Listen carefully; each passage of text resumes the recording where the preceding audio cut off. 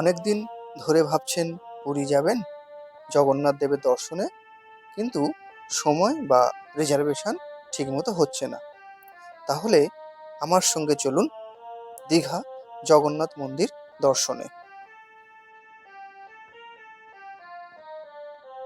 পশ্চিমবঙ্গের পূর্ব মেদিনীপুর জেলার দীঘাতে অবস্থিত জগন্নাথ মন্দির পুরীর জগন্নাথ ধামের আদলে নির্মিত একটি তীর্থকেন্দ্র। বঙ্গোপসাগরের তীরে ওল্ড দীঘা ও নিউ দীঘার মাঝে অবস্থিত ঐতিহ্যবাহী উড়িষ্যা স্থাপত্যশৈলীর অনুকরণে নির্মিত জগন্নাথ মন্দির। প্রায় ২০ একর জায়গা জুড়ে নির্মিত এই মন্দির ২০২৫ সালে এপ্রিল মাসে উদ্বোধন হয় এবং জনসাধারণের দর্শনের জন্য উন্মুক্ত করা হয়।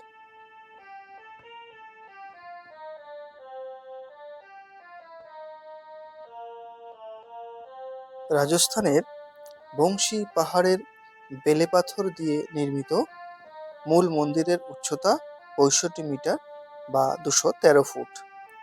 মার্বেল দিয়ে মোজাইক মেঝে দর্শনার্থীদের বিশেষ আকর্ষণ করে।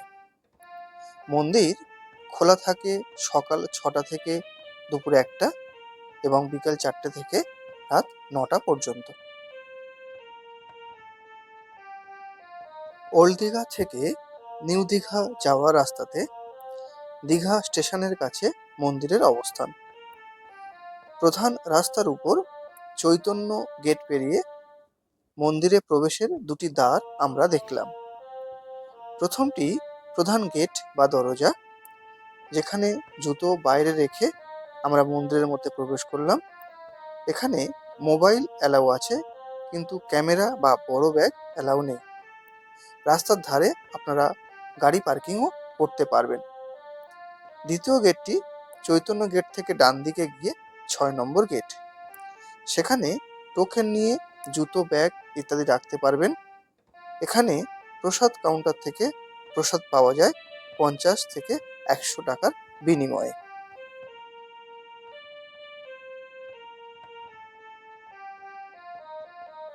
পুরীর জগন্নাথ ধাম বা শ্রীক্ষেত্রের সঙ্গে দীঘার জগন্নাথ মন্দিরের যেমন কোনো তুলনা চলে না, ঠিক তেমনই মন্দির ও ধামের বিতর্ককে দূরে রেখে দর্শন করুন দীঘা জগন্নাথ মন্দির।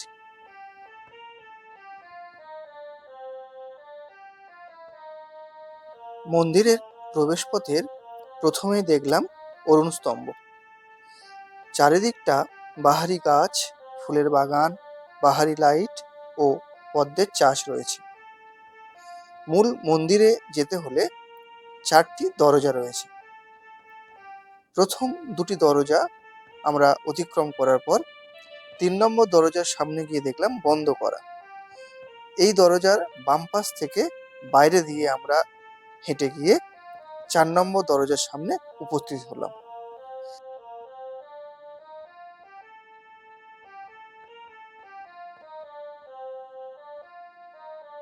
এই ৪ নম্বর দরজার ভিতরে প্রবেশ করে গর্ভগৃহের মধ্যে প্রভু জগন্নাথ, বলভদ্র ও সুভদ্রার নিমকাঠের মূর্তি দর্শন করলাম।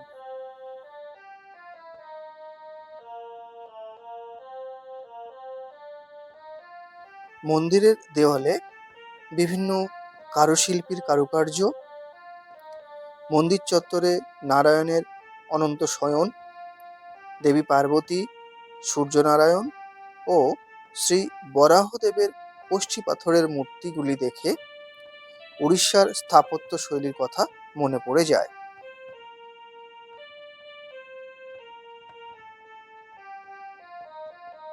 দুপুরবেলা যদি মন্দিরের অন্নভোগ গ্রহণ করতে চান, তাহলে সকালে প্রসাদ কাউন্টার থেকে টোকেন সংগ্রহ করবেন এবং ১২টার পর এই প্রসাদ আপনারা গ্রহণ করতে পারবেন।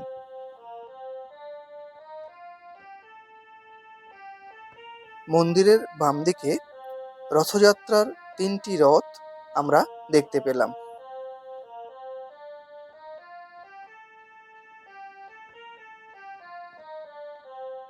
মন্দির চূড়াতে যে পতাকা দেখা যাচ্ছে, প্রতিদিন বিকেলবেলা ওই পতাকা নামিয়ে পতাকা পাল্টানো হয়।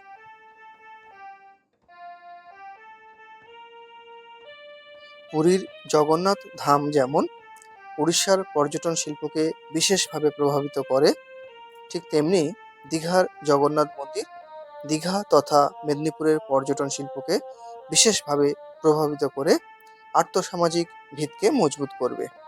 সময় হলে একবার দর্শন করে আসুন দীঘা জগন্নাথ মন্দির। নমস্কার সবাইকে। সবাই অনেক অনেক ভালো থাকবেন।